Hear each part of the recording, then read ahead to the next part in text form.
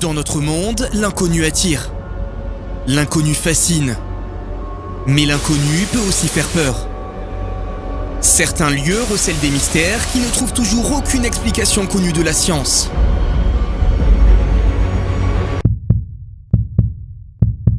Il me donne tellement envie. C'est une trilogie qui me rend folle. Il est différent de tous les autres que j'ai pu lire.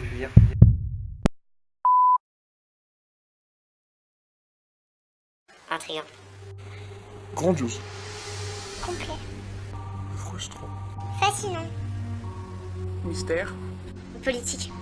Une aventure haute en couleurs qui vous prend aux tripes.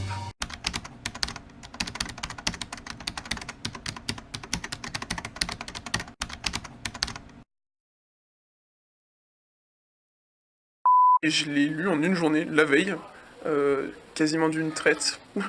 La première moitié, je l'ai lu de minuit à 5h du matin, parce que je trouvais pas le sommeil, et l'autre moitié au cours de la journée.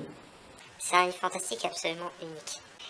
C'est une trilogie qui me rend folle parce que c'est vrai que j'ai pas souvent cette impression-là, ça m'est arrivé que pour les Harry Potter, mais vraiment, quand j'arrête de lire, je suis frustrée et je ne veux pas aller en cours. Il n'y a pas d'histoire d'amour, c'est le néant. C'est pas le genre de fantastique auquel je m'attendais. C'est quelque chose qui est fantastique, mais c'est juste un prétexte en fait dans l'histoire. Derrière, il y a quelque chose de beaucoup plus compliqué et de politique. C'est un univers super étendu, avec plein d'intrigues. Je dirais qu'il y a énormément d'intrigues et que c'est très intéressant. Ça donne envie de lire en fait. Je suis rentré dans l'intrigue assez facilement, alors que des fois je sais qu'il y a des livres pour lesquels je traîne un peu, mais celui-là pas du tout, il m'a un peu étonné là-dessus, et je suis rentré à l'intérieur assez facilement, et c'était assez agréable. L'héroïne, je l'ai trouvée un peu froide au début, et même un petit peu par la suite. Je trouve qu'en fait elle est assez sensible, et en fait son problème c'est juste qu'elle n'arrive pas à prendre ses sentiments comme comment dire, comme des faits. En fait, elle s'interdit des choses parce que elle veut pas faire avec, elle veut pas blesser les gens, et du coup elle s'interdit des choses, et en fait elle attend des autres que y ait la même interdiction, par exemple par rapport à Thorn, où elle s'est interdit de tomber amoureuse de lui inconsciemment, et où en fait quand elle pense qu'il a une affection pour elle, elle va lui en vouloir. Ophélie est une personne qui ne montre pas ses sentiments. Et bon, après, on découvre que si elle en a et on commence à vraiment s'attacher à elle. Mais au départ, c'était compliqué parce que c'est pas du tout une fille qui me représente moi, donc c'était super dur. Je l'ai beaucoup aimée, rien que pour voir justement comment évoluer le personnage. On passe d'un personnage qui est quand même assez timide à un personnage qui va rentrer en cours, rentrer à la cour, donc tout ce qui est politique et complot. C'est par le fait qu'elle soit très simple qu'elle n'est pas banale. Parce que normalement, une héroïne, elle a forcément quelque chose d'extraordinaire. Soit elle est magnifique, soit elle est super intelligente, soit elle est incroyable. Enfin, souvent c'est ça. Et le truc, c'est qu'en fait, ou super forte dans un domaine vraiment incroyable au-dessus des autres. Et en fait, là, le fait qu'elle s'habille mal, qu'elle soit très maladroite, qu'elle casse tout, qu'elle soit pas forcément belle, elle a rien de beau physiquement, qu'en fait tout soit à l'intérieur, je trouve ça plutôt bien. Elle est banale à l'extérieur, mais elle a quand même quelque chose, mais qui n'est pas, comment dire, on peut pas le rapprocher de nous, entre guillemets. C'est une compétence qui est propre à son univers, à elle. Et du coup, nous, on peut pas dire que ça pourrait être une héroïne de notre monde à nous, parce qu'en fait, ça n'existe pas. Sa compétence, sa qualification n'existe pas. C'est qu'elle-même, elle ne sait pas ce qu'elle vaut en fait. Elle est là et elle se demande, et on voit bien d'ailleurs dans tout, à partir du moment où on lui annonce qu'elle va se marier, jusqu'au moment où ils vont dans le laboratoire d'Artémis, elle ne sait pas ce qu'elle a de spécial et de particulier et pourquoi les doyennes l'ont choisie. Elle. Et en fait, je trouve que c'est ça intéressant parce que du coup, on le découvre en même temps qu'elle, parce que nous, on sait pas non plus. J'aime beaucoup les romans où les gens essaient de trouver leur place et galèrent un petit peu comme ça à la trouver. Et au final, on voit que le personnage grandit aussi et prend confiance en lui. Et on voit donc l'évolution du personnage qui est aussi intéressante. J'aime bien Ophélie, mais mon personnage préféré, c'est pas un personnage, c'est l'écharpe. C'est un objet Mais c'est un objet qui a une vie et qui bouge tout seul. Et en fait, j'ai l'impression que quand l'auteur décrit l'écharpe, j'ai l'impression de voir un chat. Ou un oiseau, enfin, parce que à chaque fois qu'elle est par terre, elle s'enroule autour d'Ophélie pour revenir autour de son cou. Moi, je lirai le livre parce que dans le livre, on explique la vie d'objets qui, pour nous, dans la vie de tous les jours, ça nous apparaît... un livre, c'est un livre, alors que dans le livre, un livre, ça a toute une histoire et ça a sa propre vie. Et Thorn, je l'ai vraiment haï au début, parce qu'il justement, il a cette image d'un homme froid. On a vraiment l'impression qu'il veut juste tuer Ophélie quand il la voit. Et puis en plus, elle frappe fort au départ parce qu'il fait partie des dragons, il lui parle pas, il fait partie du pôle. Donc du coup, c'est vrai qu'au départ, c'était compliqué, mais plus on avance, plus on s'attache, et c'est ça qui est bien. Thorn, je trouve qu'il est un peu manipulateur, même si pas trop. Et je trouve qu'il a aussi une sorte de froideur, mais lui c'est par rapport à son contexte familial qui fait qu'effectivement il a plus le caractère froid. À la cour personne ne l'aime, donc forcément il a pas trop de... Il peut pas se montrer chaleureux d'une certaine façon. Et forcément il reste toujours dans cette froideur, ce qui le rend plus mystérieux.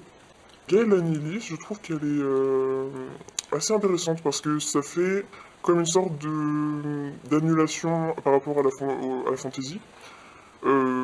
C'est un personnage qui va juste remettre les choses terre à terre et qui va souvent servir à donner des solutions à Ophélie quand il n'y en a pas. C'est Gaëlle parce que grâce à son pouvoir, elle peut retirer la magie de décoration qui a été mise. Donc on voit le vrai aspect des choses. Ronald, surnommé Renard.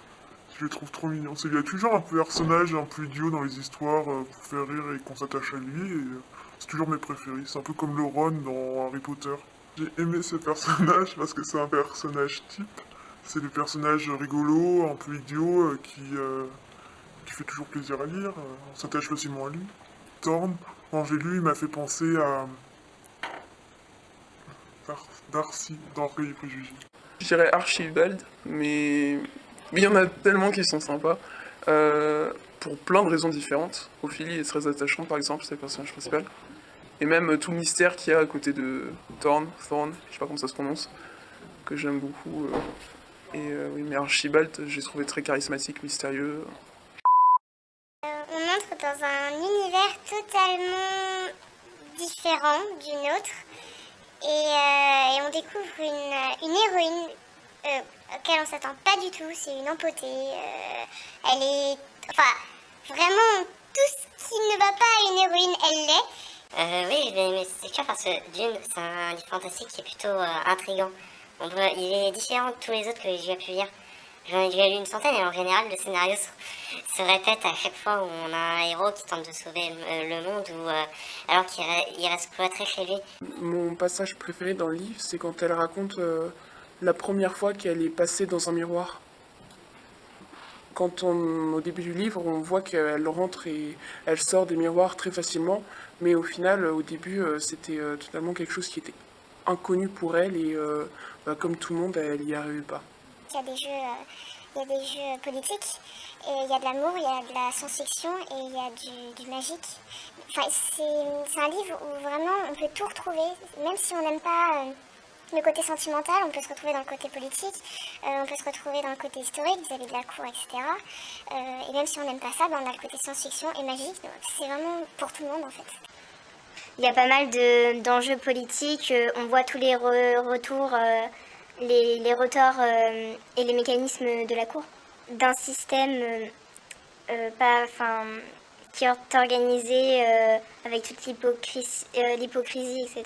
Et là, c'est plutôt un scénario différent parce que au début, on croit qu'elle va rester sur son île et qu'elle va continuer son histoire ici.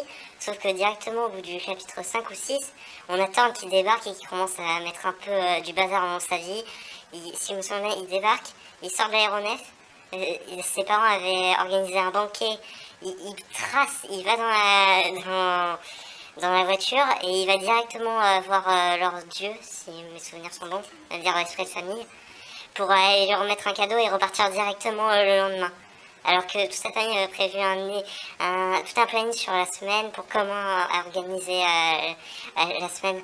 Du coup, c'est vraiment original. On s'attend à une histoire d'amour car c'est une histoire de fiançailles. Donc il y a le personnage féminin, le personnage masculin, on se dit oh là là, des petits cœurs dans leurs yeux, mais non, jamais. À chaque fois qu'on a l'impression qu'il se passe un truc, il y a une annulation. Pour moi, c'est clairement de la jeunesse. C'est l'histoire d'un personnage qui mûrit déjà. Du coup, pour les jeunes, on s'identifie facilement à elle parce qu'elle grandit dans son histoire. Et puis c'est très facile à lire. C'est un univers, comme je l'ai dit, particulier. Enfin, il y a plusieurs univers qui sont créés tout au long de la littérature.